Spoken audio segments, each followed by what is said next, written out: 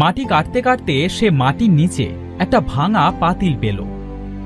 আরে, এটা তো একটা মাটির হাঁড়ি, তবে এর মুখের কাছে ভাঙা। এই ভাঙা পাতিল নিয়ে আর কি করব?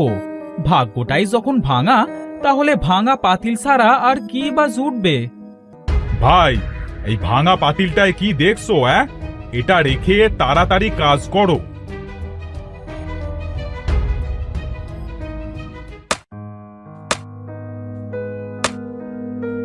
দিবু মাটি কাটবার কাজ সেরে বিকেলে বাড়ি যাবার জন্য পা বাড়ালো। হঠাৎ তার পাশে রাখা হাঁড়িটার কথা মনে পড়ল।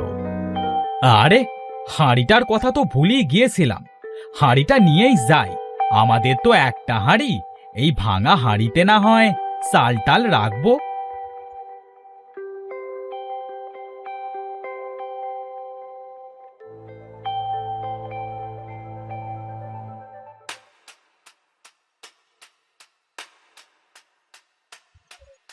গিন্নি, ও গিন্নি, এই আমার জন্য একটু পানি নিয়ে এসো তো। এই নাও পানি।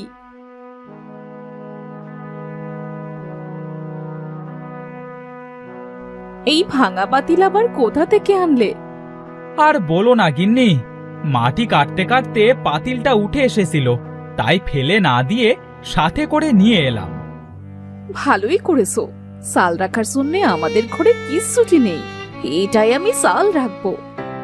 হ্যাঁ, রাখো, সেটাই ভালো হবে। দিয়া পাতিলটা সুন্দর করে পরিষ্কার করে তাতে কিছু চাল রাখলো।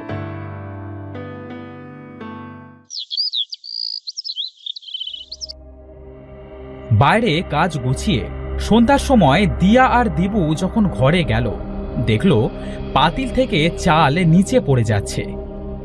গিন্নি, তুমি আজ এত চাল কোথায় পেলে? হাঁড়িতে ধরছে না বলে নিচে রেখেছো? দিয়া খাটের নিচে তাকিয়ে দেখলো চাল পাতিল থেকে নিচে যেন উতলে পড়ছে। আরে, আমি তো এই পাতিলে এখনো চাল রাখিনি, তাহলে এত চাল আসলো কোথা থেকে? গিন্নি, বলি কি, এই চালগুলা না কিছুতে রেখে দাও।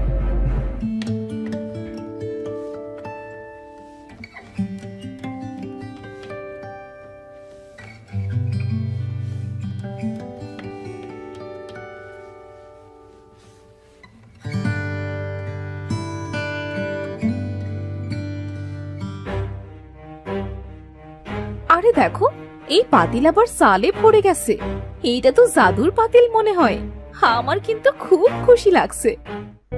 গিন্নি, আমাদের কষ্টের দিন বুঝি এবার শেষ হবে। শোনো গিন্নি, এই পাতিলের কথা যেন ভুলেও কেউ টের না পায়। আরে না না, কেউ টের পাবে না। তুমি এক কাজ করো, এই পাতিলের ভেতরে কিছু টাকা রেখে দেখো তো, টাকা হয় নাকি। যেই ভাবা সেই কাজ। দিবু পাতিলের ভেতরে টাকার একটা নোট রাখতেই সম্পূর্ণ পাতিলটা টাকায় ভরে গেল। আরে বাপরে, এটা তো ভারী অবাক করা কথা। এখানে তো যে জিনিস রাখা হচ্ছে তার দ্বিগুণ হয়ে যাচ্ছে। আমরা তো রাতারাতি বড়লোক হয়ে যাব। হোগো, এই টাকা দিয়ে কাল অনেক বাজার করে আনবে। কতদিন হয় আমরা ভালো মন্দ কোনো খাবার খাই না। এই আনবো গিন্নি, আনবো।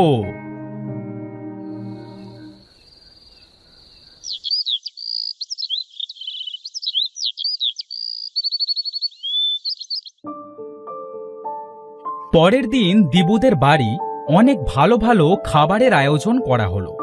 দিয়া খেতে খেতে বলল, আহ, কতদিন পরে মনে হচ্ছে যেন অমৃত খাচ্ছি। খাবার আগেই যেন পেটটা ভরে গেছে। খাও গিন্নি, খাও। এখন থেকে যত খুশি তত খাবে। হোগো, এবার আমাদের এই ভাঙা বাড়িটা ভেঙে একটা সুন্দর দেখে বাড়ি করলে কেমন হয় বলো তো? কথা তো মন্দ বলনি। তাছাড়া এবার যদি ঝড় বৃষ্টি হয় তাহলে তো আমরা এই ঘরে থাকতেই পারবো না। দেখি, এই আমি কালই ঘরের মিস্ত্রির সাথে কথা বলবো। হ্যাঁ। পরের দিন দিবু ঘরের মিস্ত্রির সাথে কথা বলে তাদের সেই পুরনো বাড়িটা ভেঙে সেখানে একটা সুন্দর দেখে নতুন প্রাসাদ করল। আশেপাশের মানুষ তো দিবুর আঙুল ফুলে কলাগাছ হওয়াটা দেখে স্বাভাবিকভাবে নিল না। ভাই দেখেছিস, দিবু আমাদের মতো একজন গরিব কৃষক ছিল, আর হঠাৎ করে সে এত টাকার মালিক কিভাবে হলো? হ্যাঁ, সেটাই তো ভাই, গ্রামের সবাই তো তাই বলা বলি করছে। ভাই, আমরা আজ রাতে ওদের সব ঘর তল্লাশি করব। হ্যাঁ, দেখি এদের এত টাকার মালিক হবার কারণটা কি। হ্যাঁ হ্যাঁ ভাই, ঠিকই বলেছো। এই চলো আজ রাতে তাহলে গিয়ে দেখি ওদের টাকার রহস্যটা কি।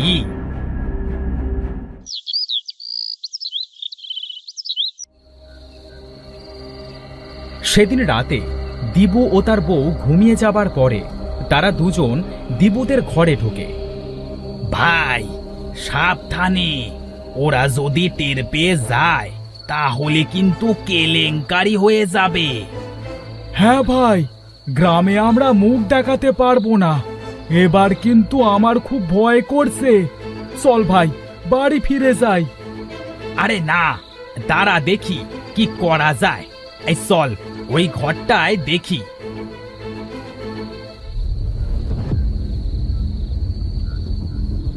তারা ঘরের ভেতরে যেতে তাজু টেবিলে চোট খেয়ে টেবিলে থাকা ফুলদানিটা পড়ে যায়। ঘরের ভেতরে প্রচন্ড শব্দ হওয়ায় দিবু ও তার বউ জেগে যায়।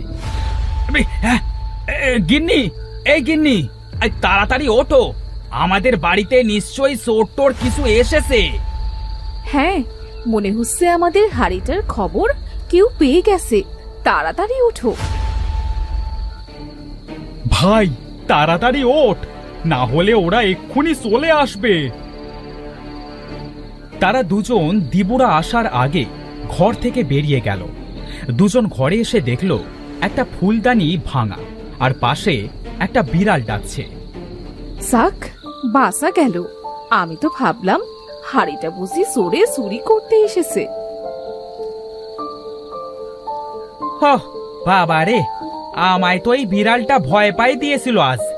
চলো আজ এই রুমে ঘুমিয়ে পড়ি।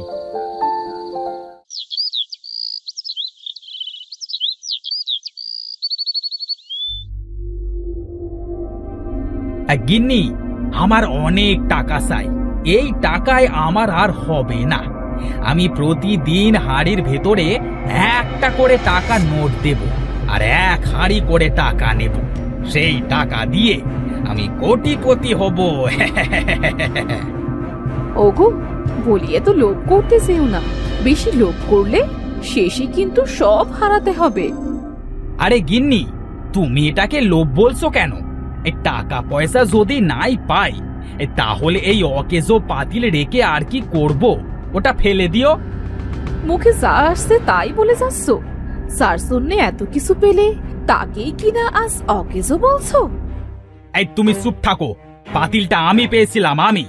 এটা মনে রেখো, আমি এটা দিয়ে যেটা খুশি সেটা করতে পারি। হ্যাঁ, জ্ঞান দিচ্ছে। তাদের ঝগড়ার মাঝে একটা বুড়ি তাদের বাড়ি এসে বলল, মা, বাড়িতে কেউ আসো, আমাকে একটু সাহায্য করো মা। কি বলছো গো বুড়িমা? আমাকে একটু সাহায্য করো মা, আমার যে খুব খাবার কষ্ট, কিছু খাবার দেবে মা আমাকে? হ্যাঁ বুড়িমা, তুমি ভেতরে চলে এসো, আমি তোমাকে খাবার দিচ্ছি। দিয়া বুড়িকে নিয়ে ঘরের ভেতরে গেল। দিবু বুড়িকে দেখে বলল, এই কি হলো? এই বুড়িকে তুমি বাইরে থেকে বিদায় না করে ঘরের ভেতরে আনলে কেন? হ্যাঁ, কি বলছো তুমি বুড়িমার সামনে? ইনি ক্ষুধার্ত, তাই খেতে এনেছি। যাও, একে বাইরে খাবার দিয়ে বিদে করো। কি ময়লা দেখতে। হ্যাঁ, থাক বাবারা, তোমরা আমার জন্য নিজেদের ভেতরে আর ঝগড়া করো না, আমি চলে যাচ্ছি। বুড়ি কথা বলে তাদের বাড়ি থেকে চলে গেল। দিবু দিয়াকে বলল, এই তোমাকে আজ বলে দিলাম, যে সে মানুষকে আমার বাড়িতে আনবে না, বুঝেছো? তুমি অনেক পাল্টে গেছো, আগের মতো আর নেই। আগে আমরা গরিব ছিলাম, তবে শান্তি ছিল। এখন এখন অনেক টাকা আমাদের, তবুও যেন কোনো শান্তি নেই। হ্যাঁ, যত সব অলুক্ষণে কথা। আমি এখন হাঁড়ির ভেতরে টাকা দেব। আমি ঘরে গেলাম, হাঁড়িটা নিয়ে এসো ঘরে। দিবু এই কথা বলে ঘরের ভেতরে চলে গেল। দিয়া হাঁড়িটা নিয়ে গেল দিবুর কাছে।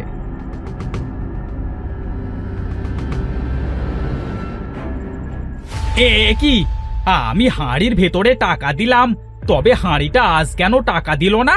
হ্যাঁ,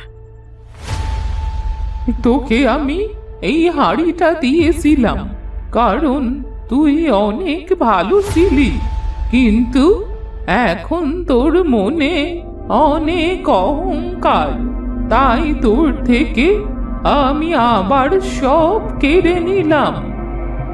না বুড়িমা, তুমি আমাকে ক্ষমা করে দাও। আমি আমার মনে আর কোনো দিনও অহংকার আনবো না। তোকে আমি অনেক দিয়েছিলাম, কিন্তু দিন দিন তোর চাহিদা এত বেড়ে গেল যে তা সীমার বাইরে চলে গেছে। তোর গরিবে মানাবে, টাকাতে নয়। এ কথা বলে বুড়িটা হাঁড়ি থেকে গায়েব হয়ে গেল।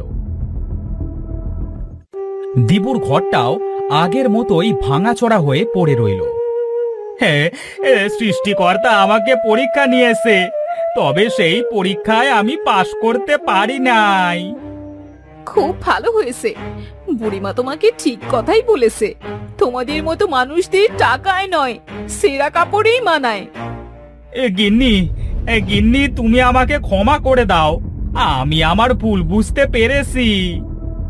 তোমার ভুল নিয়ে তুমি থাকো, আমি তোমার মতো মোটা মাথা মানুষের সাথে আর সংসার করতে পারবো না। অনেক কষ্ট করেছি তোমার কাছে এসে। দিয়া এ কথা বলে দিবুর বাড়ি থেকে বেরিয়ে গেল। তুসুক সেদিকে যায়, আজ সেদিকেই চলে যাব, আর ফিরবো না এর কাছে। আমি সব হারিয়ে ফেললাম, আমার আর কিচ্ছু থাকলো না।